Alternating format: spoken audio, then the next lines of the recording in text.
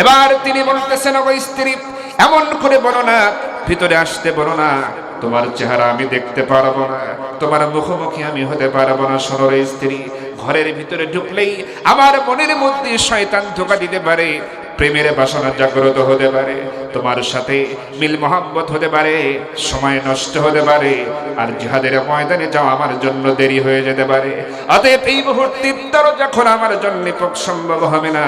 সুতরাং তোমার মনের ইচ্ছা যদি এমনটা হয় যে তুমি আমাকে কিয়ামতের ময়দানে স্বামী হিসেবে চিনে নিতে চাও, তাহলে যে আল্লাহর জন্য জীবন দিতে যাচ্ছি, তরবারি ধরতে যাচ্ছি, যেই দিনকে বিজয়ের জন্য যাচ্ছি, সে আল্লাহর উপর ভরসা রাখো। অবশ্যই আল্লাহ রাব্বুল আলামিন কিয়ামতের ময়দানে তোমাকে আমাকে স্বামী স্ত্রী হিসেবে সেদিন পরিচয় করায়া দেবে। আমার ভাইয়েরা, বিদায় হয়ে গেল তিনজন সেনাপতি, তিনজনই রওনা করলেন মুতারা যুদ্ধের প্রান্তরে। নবীজি এই যুদ্ধে যান নাই। মুতারা প্রান্তরে ৩০০০ সৈন্য হাজির হয়ে গেল মুজাহিদরা, ওইদিকে ২ লক্ষ রোমান সৈন্য চলে এসেছে। এমন সময় যুদ্ধের দামামা বেজে উঠেছে। আমার বন্ধুগণ, অনেকে ঘটনা জানেন। হযরতে যায়েদ রাদিয়াল্লাহু তাআলা যুদ্ধ করতে করতে একটা পর্যায়ে শাহাদাত বরণ করলেন। কালেমার ঝান্ডা এবার হযরতে জাফর বিন আবু তালেব হাতের মধ্যে নিলেন। এবার সবার টার্গেট হযরতে জাফর বিন আবু তালেব। তার দিকে তাকে কিভাবে ঘায়েল করা যায়, নিহত করা যায়, তার হাত থেকে ইসলামের ঝান্ডা কিভাবে ফেলে দেওয়া যায়। এবার সবাই মিলে তাকে টার্গেট করে আঘাত করা শুরু করে দিল। তিনি অনেক আঘাত সহ্য করলেন, বিনিময়ে অনেক কাফের বেঈমানকে দুনিয়া থেকে জাহান্নামে তিনিও পাঠায়া দিলেন।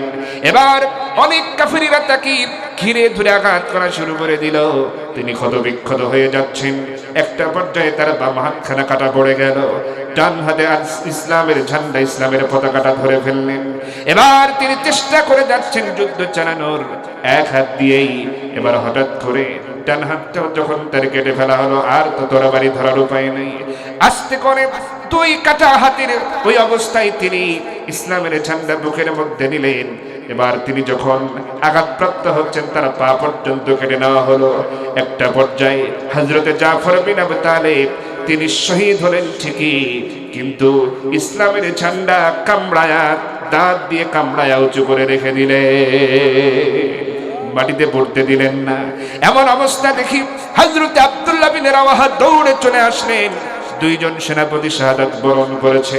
আব্দুল্লাহ বিন রাওয়াহা, তারই তো এখন দায়িত্ব। তিনি কালেমার ঝান্ডাটা হাতের মধ্যে নিলেন, মুষ্টিবদ্ধ করলেন, প্রাণপণে লড়াই চালিয়ে যাচ্ছেন। অনেকগুলো কাফিরকে জাহান্নামে পাঠায়া দিলেন। একটা পর্যায়ে তিনিও শাহাদাত বরণ করলেন। আহারে, শেষ বিদায় সবার জন্য শেষ বিদায় হয়ে গেল। সবাই শহীদ হয়ে গেল, শাহাদাত বরণ করলো। নবীজির ঘোষণা অনুযায়ী 3 জন সাহাবী শহীদ হয়ে গেলেন। এখন নবীজির কথা ছিল, তোমরা এই 3 জন যদি শহীদ হয়ে যায় যুদ্ধের ময়দানে, আরেকজনকে তোমরা সেনাপতি বানায়া নিও। এবার সবাই যারা জলিলুল কদর কিছু সাহাবী ছিলেন, এরপরের দায়িত্ব যারা পালন করতেছিলেন, পরামর্শ করতেছেন, 3 জনই যখন শহীদ হয়ে গেছে, এখন কে নেবে কালেমার ঝান্ডা, কার হাতে দেওয়া যায়? নবীজি তো বলেছেন আরেকজন সেনাপতি বানায়া নিতে, কাকে দেওয়া যায় এই যুদ্ধে? এবার পরামর্শ করে সিদ্ধান্ত হয়ে গেল, কালেমার ঝান্ডা একজন নিতে পারবে, একজনের হাতেই দেওয়া যায়, যার জীবনে কোনোদিন পরাজয় বরণ করার রেকর্ড নাই। সুবহানাল্লাহ। সেই সাহাবী আর কেউ নয়, সে আর কেউ নয়, সে হচ্ছে হযরতে খালিদ বিন ওয়ালিদ রাদিয়াল্লাহু তাআলা আনহু। আল্লাহু আকবার।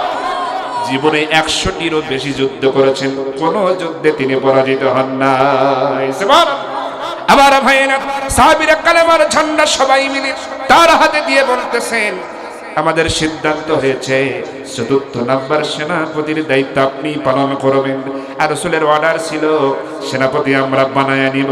আপনাকে আমরা সমর্থন দিলাম, আপনি সেনাপতির দায়িত্ব পালন করে যাবেন। হযরতে খালিদ বিন ওয়ালিদ রাদিয়াল্লাহু তাআলা আনহু আর দেরি করলেন না। এমনি তিনি এমন ভাবে যুদ্ধ পরিচালনা করতেছিলেন, কাফেরদের কুল কিনারা খুঁজে পাওয়া যাচ্ছিল না। এমত অবস্থায় যখন সেনাপতির দায়িত্ব পেলেন, ইমানি জোশ আরো বেড়ে গেল। এবার তিনি তরবারি মুষ্টিবদ্ধ করলেন। বেশ কয়েকটা তরবারি ভেঙে ফেলেছিলেন এই যুদ্ধে হযরতে খালিদ বিন ওয়ালিদ।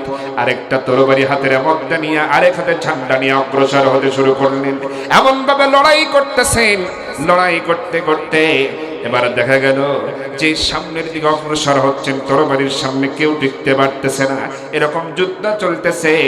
নবীজি তো আসেন নাই মসজিদে নববীতে, অনেক মুসলমান, সাধারণ মুসলমানদের সামনে নবীজি দাঁড়ানো আর বলতেছেন, শোনো মুসলমানেরা, মুজাহিদেরা, ও মদিনার লোকেরা, যখন হযরতে যায়েদ শহীদ হয়ে গেলেন, নবীজি মসজিদে নববী থেকেই বলতেছিলেন তখন যে এইমাত্র যায়েদ শহীদ হয়ে গেল। এরপরে হযরতে জাফর বিন আবু তালেব যখন শাহাদাত বরণ করেছেন, তখনও বললেন এবার মুতার যুদ্ধের দ্বিতীয় নাম্বার সেনাপতি জাফর বিন আবু তালেব, তাকেও শহীদ করা হলো। এইভাবে সব আপডেট খবর নবীজি বলতেছেন, আর এটা জানায়া দিচ্ছেন আল্লাহ পাক জিবরাইল আলাইহিস সালামের মাধ্যমে। মুতার যুদ্ধে কি হচ্ছে সব ছবি নবীজির সামনে তুলে ধরা হচ্ছে। আমার নবীজি দেখলেন এবার খালিদ বিন ওয়ালিদের হাতে ঝান্ডা, ইসলামের পতাকার তরবারি।